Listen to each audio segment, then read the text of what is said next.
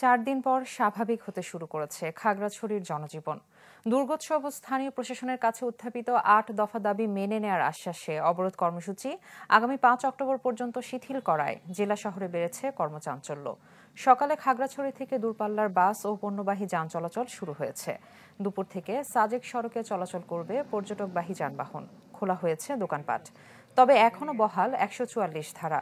গুরুত্বপূর্ণ পয়েন্টে মোতায়েন রয়েছে সেনাবাহিনী, পুলিশ, বিজিবি, এপিবিএন ও আনসার সদস্যরা।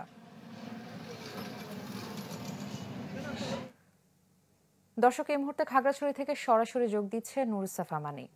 মানিক, এমি 4 দিন পর খাগড়াছড়ি সদরে কিন্তু জনজীবন স্বাভাবিক হয়েছে পুরোপুরি বলা চলে।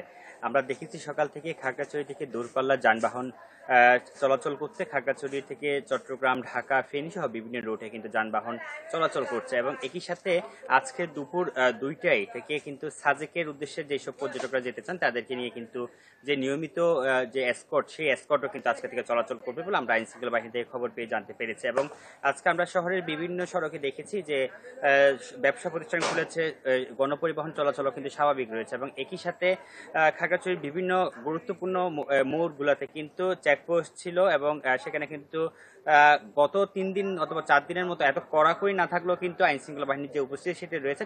আর আমি কিছুক্ষণ আগে জেলা প্রশাসকের সাথে কথা বলেছি, তিনি জানিয়েছেন এখনো 144 ধারা বহাল রাখা হলেও কিন্তু কড়াকড়িটা কিন্তু কিছুটা কমিয়ে আনা হয়েছে। তারা এই বিষয়ে সিদ্ধান্ত নিয়ে পরবর্তী ব্যবস্থা নেবেন বলে জানিয়েছেন এবং পুলিশের পক্ষ থেকে বলা হয়েছে এই ঘটনায় তারা যেহেতু খাগড়াছড়ি এবং গুইমারায় তাদের খাগড়াছড়ির নানা রকম ঘটনা ঘটেছে, সেই বিষয়গুলো নিয়ে যদি স্বজনরা অর্থাৎ যারা নিহত হয়েছেন কিংবা আহত তাদের স্বজনরা যদি মামলা নাও করে পুলিশের পক্ষ থেকে মামলা করা হবে বলে জানিয়েছে।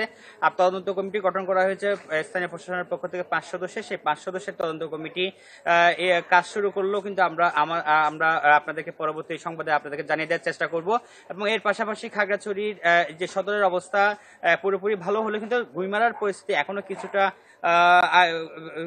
থমথমে। তবে রামছু বাজার ছাড়া গুইমারার অন্যান্য যেসব জায়গা রয়েছে, গুইমারা উপজেলার গুইমারা বাজার কিংবা আশপাশের যত হাট বাজারগুলো রয়েছে সেটি কিন্তু হাট স্বাভাবিক হতে দেখেছি। আমরা গতকাল দেখেছি যে গুইমারার সাপ্তাহিক হাট ছিল, সেই গুইমারার সাপ্তাহিক হাটে কিন্তু অন্যান্য সময়ের মতো জমজমাট না থাকলেও কিন্তু হাটে কিন্তু মানুষজন এসেছে, ক্রেতা বিক্রেতারা এসেছেন, এসে যে কাঁচা শাক সবজি ক্রয় বিক্রয় সেটা।